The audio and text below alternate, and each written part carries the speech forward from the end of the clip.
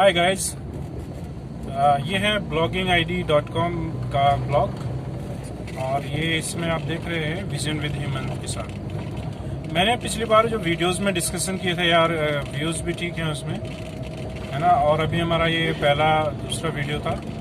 आज हम जो इन्फॉर्मेशन देने वाले हैं वो रिलेटेड है ब्लॉगिंग से ही। और चूंकि लास्ट वीडियोस में हमें कई सारे ऐसे कमेंट्स आए थे और फ़ोन कॉल भी आए कि सर एक बात बताइए कि ब्लॉगिंग करने के लिए हमें टूल्स पर्टिकुलरली क्या क्या चाहिए होते हैं, है ना। तो मैंने उसमें पहले डिस्क्राइब किया था एक थीम के लिए, और मैंने कहा भी था कि आपको अगर सबसे पहले कुछ परचेज करना है तो वो है थीम। अगर आपके पास एक परफेक्ट थीम है और ऑप्टिमाइज थीम है तो वो बहुत ही अच्छी थीम होगी। और थीम का ये समझ लीजिए कि 70 to 80% काम होता है आपके ब्लॉग को सेटअप करना, रन करना, स्पीड बूस्ट करना। और दूसरी चीज कि थीम के बगैर आप अपने ब्लॉग पर कुछ भी जो है ना सही से नहीं कर पाएंगे आप। और वो ब्लॉग रन कर भी लोगे आप ऐसी वैसी कोई उल्टी सीधी थीम लगा के। मैंने थीम्स के बारे में बताया था, एक थी GPL थीम के बारे में। तो बहुत से लोगों ने ये भी पूछा है कि सर GPL थीम क्या होती हैं और वो हमें कैसे मिलती हैं, उसमें हम क्या क्या चेंजेस कर सकते हैं। तो मैं अगले वीडियो में बताऊंगा GPL थीम क्या क्या होती है, ठीक है। वो अच्छे से डिस्क्राइब करूंगा। आज जो मैं आपको बताने वाला हूँ वो ये कि हमें होस्टिंग कैसे लेनी चाहिए, ठीक है ना। होस्टिंग के साथ साथ में हमें ये भी जानना चाहिए कि हमें इनके साथ साथ टूल्स की क्या ज़रूरत होगी। तो आज हम कंप्लीट सेटअप के बारे में बात करेंगे कि एक ब्लॉगिंग के लिए हमें कंप्लीट सेटअप में क्या क्या ज़रूरी चीज़ें हैं जो आवश्यकता पड़ेगी और क्या इन्वेस्टमेंट इसमें रहेगा, ठीक है। तो देखिए इसमें क्या होता है दोस्तों, पहली बात कि आप जो ब्लॉगिंग करना चाहते हैं उसमें पहले तो सबसे पहले आप देख लीजिए कि आपका निश क्या है। निश का मतलब ये होता है कि एक पर्टिकुलर कॉन्सेप्ट या पर्टिकुलर फील्ड क्या है जिसके बारे में आप जानकारी देना चाहते हैं या जिसमें ज़्यादा इंटरेस्ट रखते हैं, या आप ये मान लीजिए कि आप उसके बारे में सबसे ज़्यादा अच्छे से ब्लॉगिंग के बारे में आर्टिकल्स लिख सकते हैं, ठीक है। तो वो निश आपको पहले डिसाइड करना पड़ेगा, सबसे पहले निश, ठीक है। उसके बाद आता है आपको एक डोमेन चाहिए होगा, निश के बाद चाहिए होगा डोमेन, उसी निश से रिलेटेड डोमेन। अब थोड़ा एग्जांपल देते हैं, पहले निश के बारे में बात करते हैं, ठीक है। निश जैसे आप एक डॉक्टर देखते हैं, है ना। डॉक्टर, एक नॉर्मल एग्जांपल दे रहा हूँ, डॉक्टर देखते हैं तो डॉक्टर सिर्फ डॉक्टरी करता है और दवाइयों के बारे में स्पेशलिस्ट होता है और बीमारियों के बारे में स्पेशलिस्ट होता है और उसे पता होता है किस एज में कितनी दवाई किस मरीज को क्या देनी चाहिए। तो ये डॉक्टर का जो पेशा है ना, डॉक्टरी, जिसके बारे में उसकी पर्टिकुलर नॉलेज है, वो हो गया एक निश, ठीक है। अब इसी तरह से एक एग्जांपल और लेते हैं, जैसे मान लीजिए मुझे कोई गैजेट्स ज्यादा बहुत पसंद आते हैं, मोबाइल्स ही सबसे ज्यादा पसंद है। तो उन मोबाइल्स के बारे में मुझे बहुत अच्छी डीप नॉलेज होगी, उसे टेक के बारे में कहेंगे, टेक्नोलॉजी निश कहेंगे इसको, और ये टेक के अंतर्गत आएगा। तो इसको हम किसी एक फील्ड को मतलब चूज करते हैं जिस फील्ड में हमारा इंटरेस्ट सबसे ज्यादा हो और जिसमें मान लीजिए हमने सबसे ज्यादा जानकारी रखनी है जो हम लोगों को दे सकते हैं, जिससे उनकी हेल्प हो सकती है। कोई आपके निश से क्यों इंटरेक्ट होगा, ठीक है ना। अब जैसे एक वीडियो आप देखते होंगे यूट्यूब पर अमित बड़ाना के नाम से, सॉरी मुझे नाम नहीं यूज करना चाहिए सॉरी। तो वो कॉमेडी के वीडियोस बनाते हैं, तो स्पेशली उनका एक थीम है, एक निश है, उसमें वो बनाते रहते हैं, ठीक है। इसी तरह से आपको, तो इसी तरह से मैं अमित बड़ाना ने बात बताया आपको। तो वीडियोस पर लोगों को अगर कॉमेडी देखनी होती है तो स्पेशली उसका नाम सर्च करते हैं और चले जाते हैं उस चैनल पर और मजेदार वीडियोस देखते हैं, ठीक है। अब मैं बात करूंगा एक लोकल मार्केट की। लोकल मार्केट में आप जब जाते हैं तो कॉस्मेटिक्स का एक अलग निश हो गया, है ना, और जीन्स स्पेशलिस्ट होते हैं। फिर आप देखेंगे कि रेडीमेड गारमेंट्स की स्पेशलिस्ट दुकानें होती हैं जहाँ पर आपको सिर्फ एक ही तरह के गारमेंट्स मिलेंगे, ठीक है ना। तो ये एक तरह का निश पर्टिकुलर क्षेत्र है, ये एक तरह का आइडिया है जिसमें कि वो ज्यादा से ज्यादा सर्विस दे सकते हैं लोगों को, तो वो पर्टिकुलर उसी के लिए जाने जाते हैं। तो इसी तरह से आपको अपनी निश डिसाइड करनी है कि आप ब्लॉगिंग के बारे में जानते हो, टेक के बारे में जानते हो, और इसके अलावा आप किसी मेडिकल के बारे में ज्यादा जानते हो, ठीक है ना, या आप किसी ऐसे फील्ड के बारे में ज्यादा जानते हो जिसमें आप मोबाइल हो गया, टीवी हो गया, लैपटॉप्स हो गए, ये एक पर्टिकुलर निश है, उसी के बारे में आपको काम करना है। ऐसा नहीं है कि आपने मिक्सिंग कर रखी है बहुत सारी, मान लो लैपटॉप के भी वीडियो डाल रहे हो आप, इसके अलावा मेडिकल के भी डाल रहे हो, इसके अलावा आपने क्या किया कि मोबाइल के भी डाल दिए, इसके अलावा टीवी के भी रिव्यूज डाल दिए। तो टैग का एक अलग निश हो गया, लेकिन इस निश में आपको डिसाइड ये करना होता है कि आपको जिस फील्ड में सबसे ज्यादा जानकारी हो उस फील्ड से रिलेटेड आपको अपना ब्लॉग या अपनी ब्लॉगिंग बनानी है, वेबसाइट बनानी है। ठीक है, अब वेबसाइट बनाने या ब्लॉग बनाने के लिए सबसे पहले जरूरी क्या चीज है आप ये बताइए। सबसे पहले जरूरी जो होता है वो होता है किसी भी ब्लॉग का डोमेन। ठीक है, ब्लॉगर एक ऐसा प्लेटफॉर्म है जहां पर डोमेन की जरूरत नहीं पड़ती है। ब्लॉगर ऑटोमेटिकली सारी चीजें प्रोवाइड करता है आपको फ्री ऑफ कॉस्ट, लेकिन वहां पर आपको वो अपनी मर्जी से कोई काम नहीं करने देता। आप लिमिटेशन में अपना काम कर सकते हैं और वो फेमस होते हैं, लेकिन ऐसा नहीं है कि बहुत ज्यादा अच्छा पब्लिकली वो बूस्ट कर जाए। आपकी किस्मत अच्छी हो तभी ऐसा होता है। ठीक है, अब हम बात करेंगे कि किसी वेबसाइट या ब्लॉग को बनाने के लिए दूसरी चीज की क्या जरूरत होती है।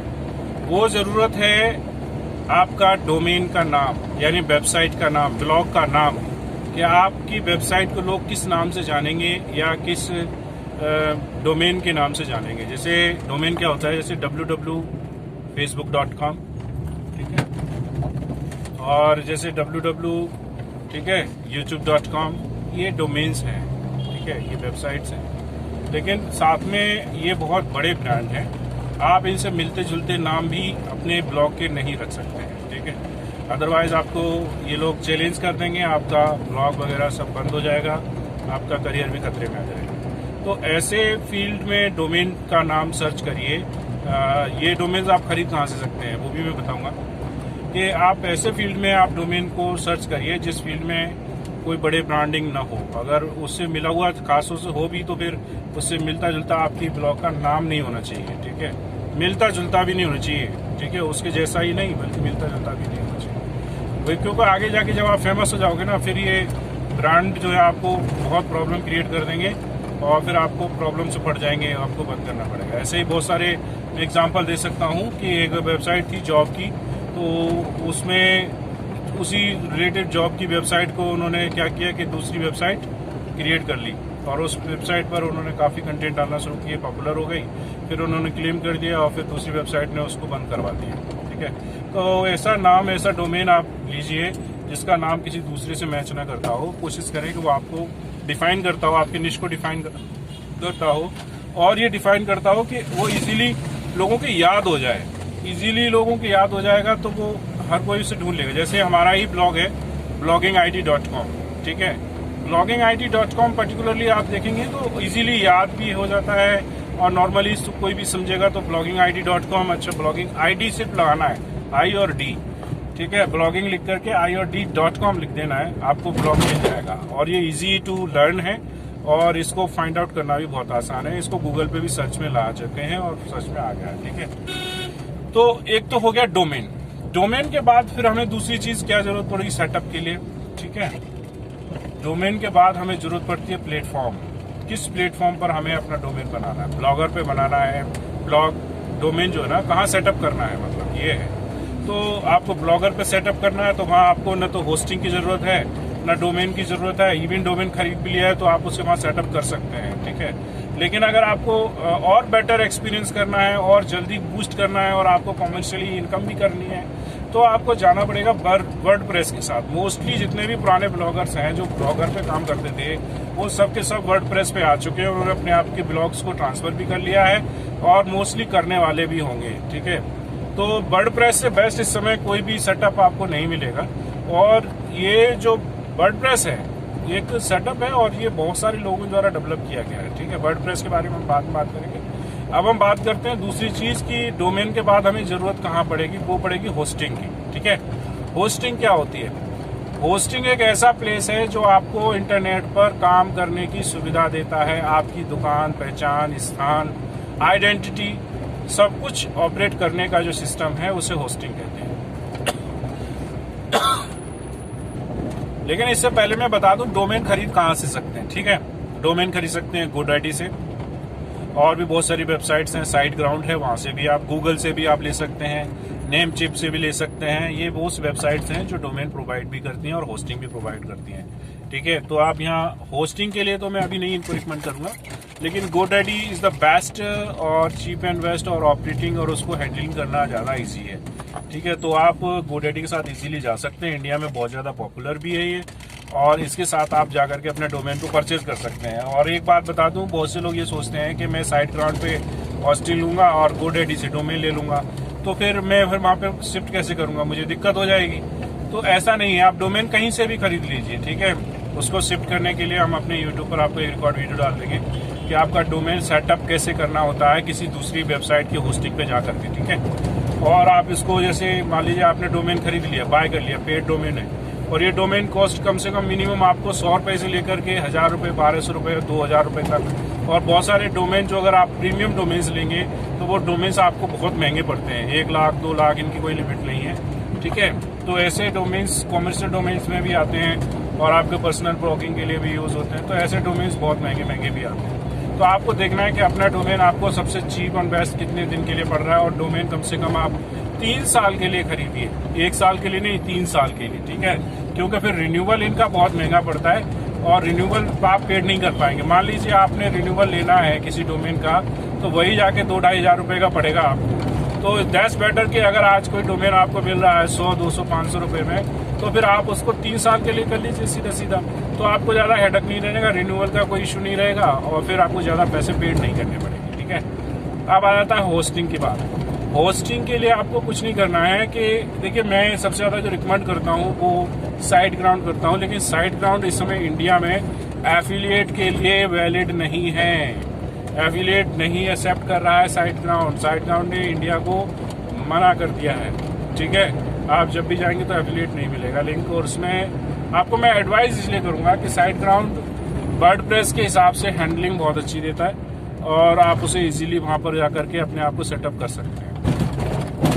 ठीक, और इजी टू कंसीडर है, और इजी टू उसे अंडरस्टैंड कर सकते हो आप SiteGround। लेकिन एक बात बता दें, SiteGround जो है वो USA बेस्ड या ये कहिए इंग्लैंड बेस्ड है, और वो वहीं के ज्यादातर डोमेन्स को वो पोस्ट करती है, ऐसा नहीं है, लेकिन वो करती है। ठीक है, आपको अपना वेबसाइट अगर कोई भी चीज है इंडिया में ना दिखा करके वहां दिखाना, तो .com डोमेन आपको खरीदना चाहिए। ठीक है, .com डोमेन का क्या होता है, वो कॉमर्शियल होता है, और ऑल ओवर वर्ल्ड वाइड जो ना जाना जाता है। कोई भी आदमी अगर किसी वेबसाइट को सर्च करता है तो वो .com जरूर अपने आप लगाने लगता है, कुछ भी हो। जैसे मान लीजिए मैंने लिखा google.com, तो google.com नहीं लिखेंगे, google.in नहीं लिखेंगे, या .in नहीं लिखेंगे, जियो भी नहीं लिखेंगे। ठीक है, मान लीजिए हमने लिखा सरकारी jobs.com ही लिखेंगे। तो ये एक आदत सी होगी, क्योंकि .com जो डोमेन का एक्सटेंशन है, ये सभी लोगों को ज्यादा से ज्यादा रट गया है, याद हो गया है, या हैबिट में आ गया है। इसलिए जहां तक हो सके डोमेन को .com में ही आपको सर्च खरीदना चाहिए। ठीक है, चलिए बात करते हैं होस्टिंग की। तो होस्टिंग में आप SiteGround पर जा सकते हैं, नेमचिप पर जा सकते हैं, GoDaddy के साथ भी जा सकते हैं, और इसके अलावा हम नेक्स्ट वीडियो में बात करेंगे कि हमें कौन से ऐसे निश चूज करने चाहिए जिन निश में हमें सबसे ज्यादा, है ना, व्यूज आए, और सबसे ज्यादा हमें क्या कहते हैं, लोगों को विजिट करें, उनकी जरूरत को पूरा करें, या इजी टू रैंक हो गूगल पर, कि हम उसको ज्यादा से ज्यादा पब्लिश कर सकें। तो ये बात ध्यान रखिए, है ना। निश के बारे में और डीपली थोड़ा बात करनी पड़ेगी, क्योंकि अगर आप निशी कलर डिसाइड कर लोगे, उसके बाद आपने वेबसाइट भी सर्च कर ली, डोमेन पर बाय कर लिया, फिर उससे आपने होस्टिंग भी बाय कर ली, तो फिर आप इन्वेस्ट कर चुके तो वो पैसा जीरो हो गया। तो आपको एक चीज और बता दें कि आपको इसमें कोई ना कोई अपना मेंटोर बना लेना चाहिए। मेंटोर मतलब गुरु, उसके हिसाब से आप काम करिए। अदरवाइज आपने अपनी मर्जी से करना शुरू किया, जानकारी नहीं होगी और आप इन्वेस्टमेंट करते जाएंगे और आपके पैसे बहुत सारे इसमें इन्वेस्ट हो जाएंगे, तो आप बेकार में ही खर्चा बहुत ज्यादा करोगे। इसलिए आपको पता होना चाहिए कि आपको किस निश में काम करना है और किस निश का डोमेन इजीली मिल रहा है, और कौन सा डोमेन बेस्ट रहेगा जो कि .com एक्सटेंशन के साथ आता हो, IN इसके एक्सटेंशन के साथ आता हो, GOV के साथ खरीदना चाहिए या किसी और एक्सटेंशन के साथ। ठीक है, तो दूसरी चीज ये है इसके बाद कि होस्टिंग आपको इजी कहाँ से मिल सकती है। ठीक है, इजी होस्टिंग आपको कैसे मिलेगी? इजी का मतलब चीप होस्टिंग, बेस्ट होस्टिंग होनी चाहिए, और वो आपके ब्लॉग को इजीली प्रोटेक्ट करती हो। अदरवाइज आपको इसमें फिर दिक्कत होगी, क्योंकि कोई भी होस्टिंग प्रोवाइडर जो है, जैसे मान लीजिए GoDaddy हो गया, इसके अलावा आप मान लीजिए SiteGround हो गया, तो ये इनकी सर्विसेज पे भी हमें ध्यान देना होता है कि कल हमारी वेबसाइट में कोई प्रॉब्लम आ जाए तो ये हमें सर्विस अच्छे से दे सकें और जल्दी से जल्दी हमारी वेबसाइट को दोबारा रिकवर कर सकें या बैकअप ले सकें, ठीक है ना।